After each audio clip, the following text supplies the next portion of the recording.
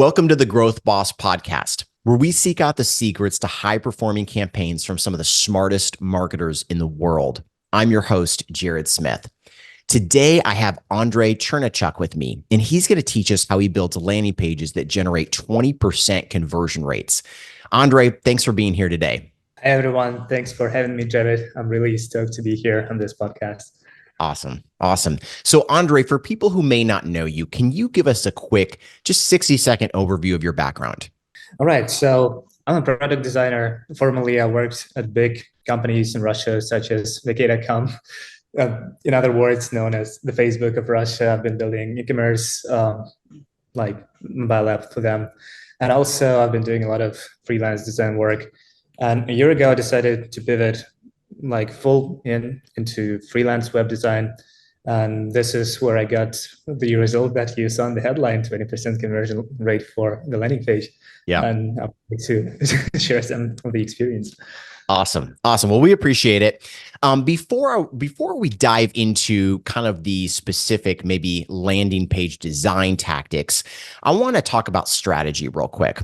So you obviously are going to talk to the client. You get a new client and you're going to talk to them. You're going to figure out maybe what makes them special, unique, so that you can actually develop these landing pages. So talk to me about that strategy process. Like, what does that look like? What are the questions that you're asking those clients? Tell you what, 80% of the result that you will get with the landing page comes not from the design. It comes from the actual research and finding the right branding strategies and the right messaging that resonates with your client ICP. And first things first, I usually send the questionnaire to my client. This questionnaire includes pain points, his unique value proposition, his ICP, his journey maps, and essentially every single document that he has within his company, every single pitch deck. I got to evaluate that properly. And that's where you will get the most of the insights when you're building any website. So you got to know where the audience hangs out, what are their problems. You got to know what are their pain points that you can highlight and turn it into brand's unique value proposition. So let's say someone has a back pain, and you wouldn't say like, buy this, I don't know, unique bat that's gonna make your back better. You'd rather say something more closely like, resolve your back pain with this bat. It will resonate with an audience more who have like the back pain. Yeah. So yeah, the research is the cornerstone of any design, not only web design, but every single product that you're building, you got to do a lot of research. Yeah. And so, one of the concerns I would have with that is that maybe the business owner wouldn't take the time to actually, maybe spend a few hours collecting all that data for you. Do you ever get kind of half-baked submissions from business owners and you're like, hey, let's jump on a call and really walk through the importance of this? Or are most business owners pretty upfront and giving you everything you need to create a successful campaign? It depends. Most of the time, I'm trying to work with clients who are dedicated to create the product and the best of their abilities. Yeah. So they're ready to collaborate. They're ready to share their inner like sales materials and other documents. So 80% of the cases, they're willing to share it. They fill out this 2-page questionnaire that I'm sending to them. And after that, I'm pretty much ready to work with it. Because, it makes the life easier for them. They could spend 1 or 2 hours upfront on filling out the questionnaire, and they will not have any of the other sales calls throughout the design process, throughout the research process. So yeah, it just works better if the client complies like with the rule of sharing the information about his business, and essentially that will bring him the most on the table in terms of conversions and sales and business growth. Yeah, I love it. So after you kind of finish that initial strategy process, you collect all this information from the business owner. What's the next step? The next step is to correctly evaluate every single asset that they have. So again, go through all of their features, all of their values, and put it together. Another thing that I usually do is, for example, they have a pitch deck or they have an existing website, and I go slide by slide, section by section, and I highlight every single thing that catches the eye that could be helpful for a brand, and things that we can omit or remove from the pitch deck or a website. And alongside that, I also study all of their competitors. So again, the client, when he gets the questionnaire, he also gets a question like, have you got any of the competitors? Like 100% of the time, yeah, there are some competitors. And so he lists them out. I go through these websites and I do the same analysis, I'm taking the same notes about the competitors with, like, yeah, the notes that I'm taking with the client's website and with competitors' websites, they're essentially the same. It's just to get a lot of insights. And this is the most crucial part, like one of the most crucial parts, again, is on that stage, you can really differentiate your brand from your competitor brands. And yeah, I can expand on that if Yeah, you want. please. I think that's, again, I think that's one of the most important things in all of marketing is differentiation. So walk us through, kind of how you do that and what that looks like. The differentiation process is usually um, goes into a few stages. So the high level, the branding, the language that the competitors are speaking with their audiences. And then the deeper level is who they're selling to, what's their target niche, what are their pain points. And then it goes even deeper into the structure and how the funnel is created on their website. And I try to analyze every single one of these scopes. So the general one, the deeper one, and the deepest one that goes directly to the wording that they use. The wording, the colors, essentially artistic things. So yeah, after all these insights are gathered, it becomes really simple to create something comprehensive for your client and create the initial draft of the website that's going to work the best. I love it. And so during this process, are you trying to maybe start with like, okay, what's the big idea or what's the headline for this and then work your way down? Or is there not maybe a formal structure? I wouldn't say there are any formal structures, but I usually go from the offer. What their offer usually, the offer contains in the headline. Okay. And when you see the headline, when you see the sub-headline and the call to action, you can get maybe 60% from the brand that you really need to know. And after that, you just have to go a bit deeper, go section by section, and really dissect their website, dissect their messaging.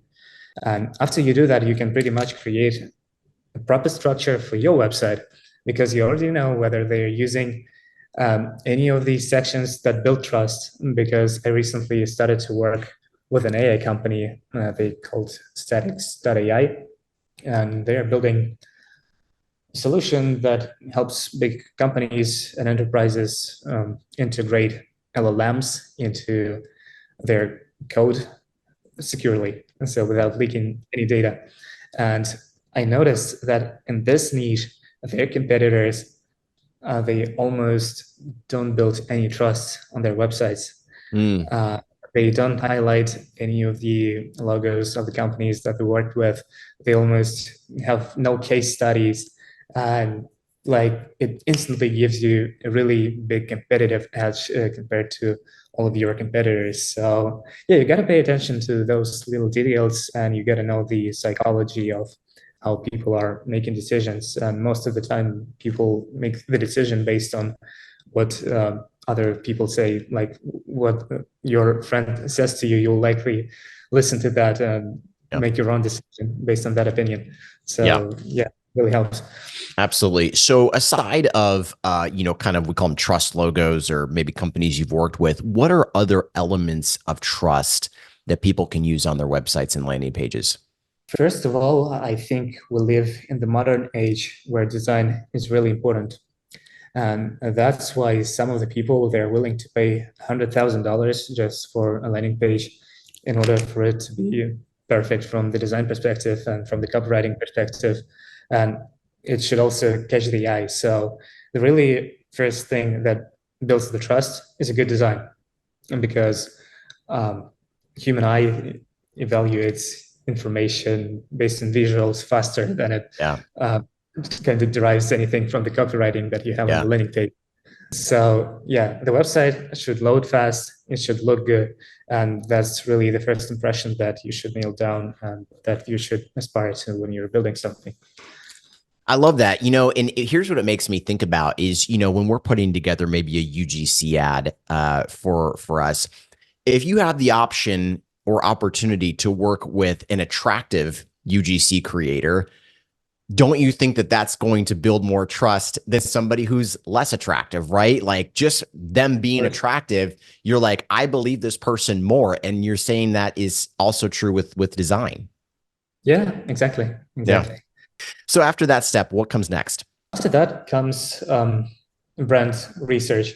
So once we have everything in place, we have all of the competitors, we have all of the inner documents, and we have all of the information about the website and about their competitors, we can start making the actual branding. And branding, it is not the logo, it is not the colors, it is a full stack of how your brand communicates with your audience or with the outer world. So it contains specific words, it contains colors, it contains maybe some shapes, some metaphors, and this is where you can actually get creative. I recently started to implement another strategy. So before actually going to the copywriting stage, I try to understand what are the words that resonate with a brand. For statics, it was fast, secure, future thinking, and all of those other words that I use to create this kind of a base for branding, messaging, and the future storytelling that we would like to follow on their website. So yeah, after we've done with the words, we can start to look for the colors that resonate with these words. Color psychology is also a really important thing. To anyone who's watching this podcast, I recommend to study Amazon because they do a great job with colors. It may sound weird, but a certain hue of the stars in the reviews actually impacts how users convert. And it goes down to the corner radius. So yeah, Amazon has a really good game with colors. They're studying it. The whole university is working on maximizing conversions on the Amazon website. So colors are really important. And after that, you can go to more high level stuff, or maybe you can even pivot a bit more deeper. You can find some metaphors. Maybe if it's an AI brand, you can perhaps go for some abstract mathematical concepts, use some weird graphics, use interesting shapes and stuff. So yeah, it goes down to your creativity, and this is what I do on the second stage after the research. I try to get creatives, find the right words, find the right colors, and find the right metaphors that we're going to use later stages. Interesting. And I mean, how long does that process take? It seems like that would take a long time, no? I usually go on the fast track, and that it is one of the reasons why all of the clients are buying from me is that the whole process of building a website takes 5 to 6 weeks. Yeah. And each and every stage takes around a week. So a week for the research, a week for branding, a week for copywriting, a week for design, and a week or two for development if we're really going with some crazy animations and interactions. Yeah, that's awesome. So after that branding phase and you're kind of really trying to figure out who the brand is, what comes next after that? With the copywriting. Okay. At this stage, you again have to go back to everything you did before, and you just have to put the right messaging. And again, like there are a few general tips about copywriting that, in my opinion, everyone should follow. If you're reading a sentence and it doesn't read smoothly when you're trying to read it out loud, whenever you do the copywriting, you got to read out loud the same sentence like 5 times over and over again until it's perfectly smooth. Like, yeah, English is not my first language, obviously, but trading gets things done. And yeah, also you got to focus your text on the user. You got to focus the text on the values that your brand conveys. Again, you don't want to sell features. You don't want to sell some weird numbers and metrics that don't resonate. You got to sell the solution that your user is trying to find on the internet. And yeah, I could tell you about one mistake that some brands do. They still do this copywriting technique, and I don't actually get why do people still do that. So yeah, let's get to the point. When you build out a copywriting, you have a core idea of what you want to convey. Ideally, it should be the value and how it helps your user. But sometimes some of the copywriters, they want to go with the problem and how it impacts you. And so imagine you're a frustrated user who suffers from the back pain, and you're going on the website and you're seeing the advertisement on how the back pain impacts your life and how it makes you worse. But maybe the thing you were trying to solve, trying to find is a painkiller. You Yeah, didn't right. find the painkiller, you find more, Exactly. you found more pain. And yeah, so don't do that when you do copywriting for any of the websites. Don't be focused on like getting this pain, like pulling the teeth out. No, you gotta like suggest your solution for the problem, give the value. Yeah. So that's the important stage in any of the copywriting process. That's good. Are there any books or courses, trainings that you've gone through to learn copywriting that you feel have been particularly helpful? I read a book of one Russian copywriter. Well, I'll say the name because we'll get Russian. So the author name is Ilyakov, his surname, and the book is called Write and Make It Concise. Пиши, сокращай in Russian. Okay. In this book, he generally goes through high-level concepts. Don't lie in your copywriting, be concise, and use the same rule as I said about breathing. Every sentence should be smooth, and you should pronounce it in a single breath. You do not have to run out of the air. And yeah, these three principles, they will get you far in terms of your copywriting. Yeah, that's good. That's good. So after the copywriting phase, what do you look to do next? Design. It's really simple because once you have a copywriting, you usually when I do copywriting, I imagine how certain sections could look like. For example, I'm making the value sections about how it saves money, and I instantly imagine a graph with maybe a few of the candles that says like, hey, this is the first option, it is really expensive, and you can compare it to the next smaller option that saves you money. So yeah, good design essentially comes from good copywriting, and you just have to translate the words into images. And when you scanning through the websites, users, they don't actually read any words unless they're really interested. And yeah, this combination of comprehensive copywriting with the design and the graphics that fit the text, it makes it really easy to scan and understand what the product is about. So yeah, this is how design goes. And yeah, obviously you also have to nail down the vision of your client. So for example, he has a few visual references and he tells you like, hey, we would like to have these certain colors and maybe we would like to follow this aesthetic. And yeah, obviously the first thing I do is I try to explore other concepts that he has. Usually I do 3 iterations of the hero section and 3 different stylings that I derived from his technical requirements. And after that, he picks any of the 3 and we just go with them. Well, I offer 3 iterations for any of the 3 aesthetics, but we usually nail everything down in the first go. Yeah. And we don't have to go through them. Yeah. I love it. Are there certain elements that you're like, okay, every landing page, should follow this general format? Or do you feel like every landing page for you is a little bit different and unique? Yes and no questions. Okay. Sorry. So yes, every single landing page, it follows the similar structure every single time. Okay. You gotta have hero section, trust section, value section, feature section, another trust section, maybe further explanation, case studies, final call to action, and the bottom of the page.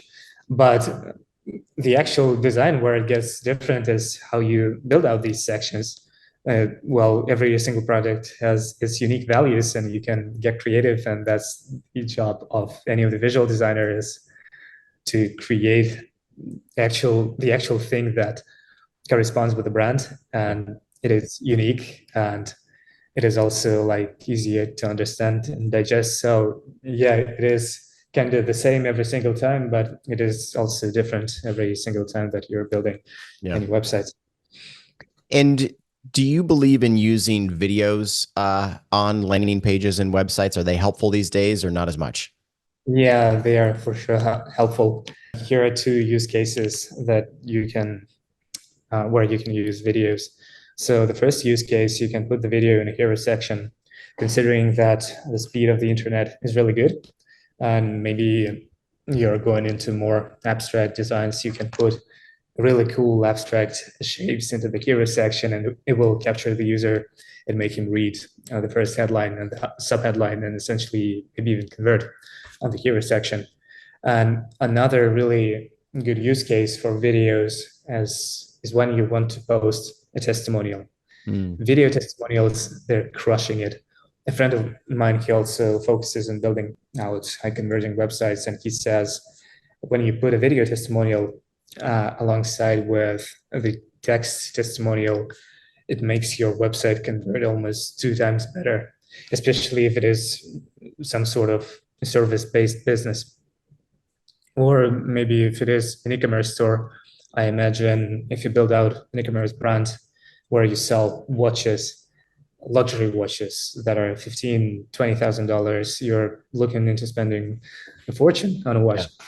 And so the clients, they're coming to the website, they're seeing the people wearing these watches and leaving really good feedback. And you might say, oh, well, it is real. I can see it. So yeah, video testimonials, they're really good. And That's awesome. yeah, definitely utilize videos. And as you obviously take a look at a lot of different landing pages across the web, what are some of the most common mistakes that you see in them? Common mistakes, not really utilizing trust. And sometimes, especially with tech brands, they're too focused on the features and the technical jargon. But you got to remember that you are selling to people, not robots. Yeah. So you use human language. If you had one form of trust that you could use on a landing page, only one kind, and you've got maybe testimonials, video testimonials, you've got maybe some trust logos, here's some companies we've worked with, all the other different forms of trust that you put on a landing page, if you could only use one, what would that be? Video testimonial. Okay. Nothing is more Yeah, powerful than a video testimonial. yeah, I guess no. Okay.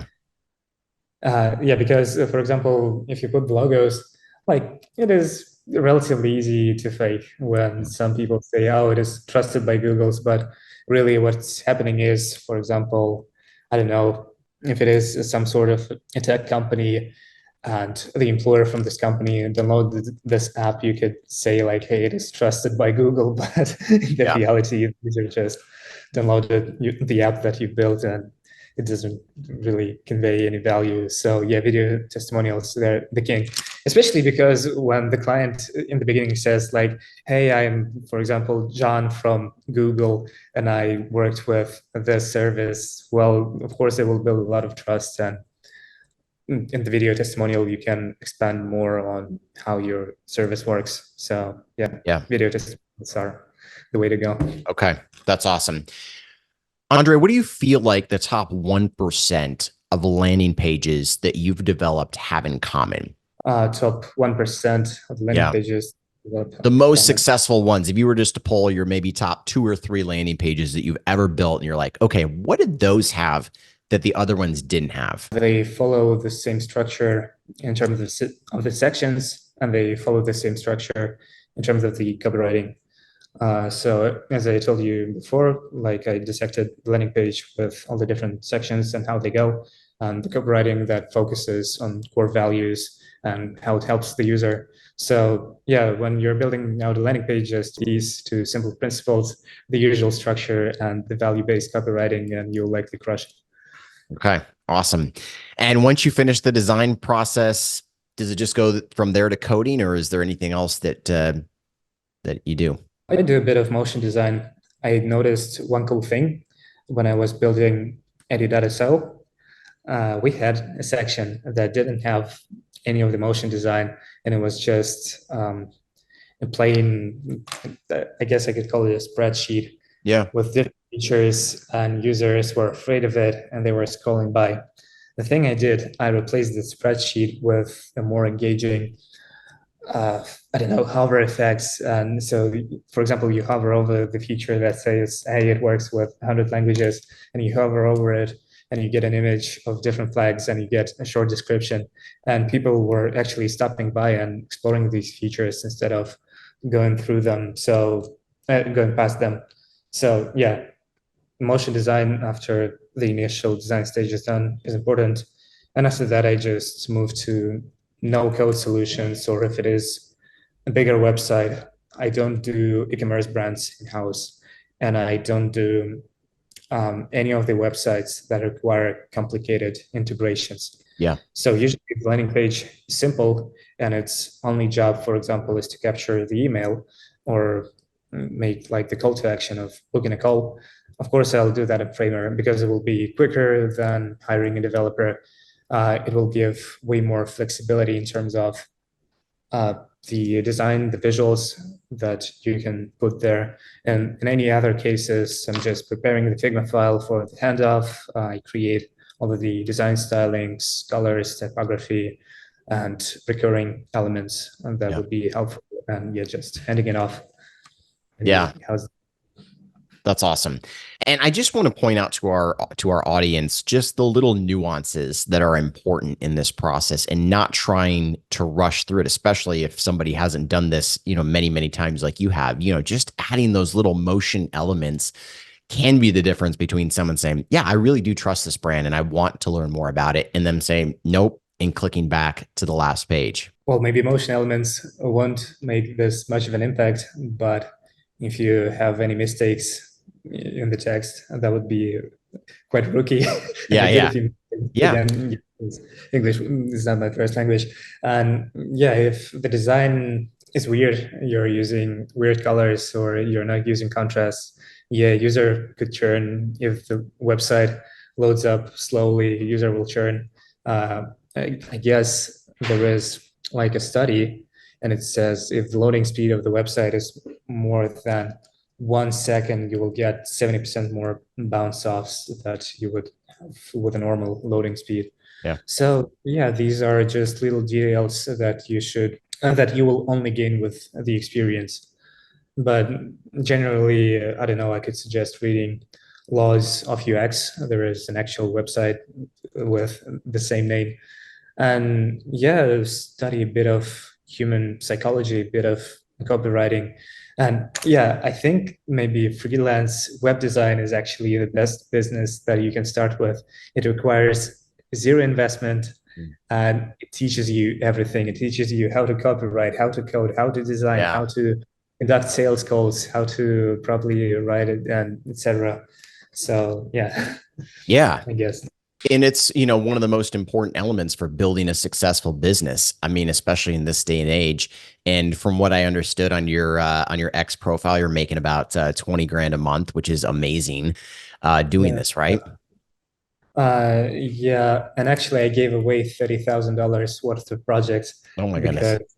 because, yeah, so this month I could have made 50,000, and I guess it's not really like the ceiling yet. Yeah. Perhaps the MRR that I'm looking for in the next 6 months is 150,000 USD. And I guess if you're trying to scale past that, you'll have a lot of issues with Yeah. hiring team members and managing it all together.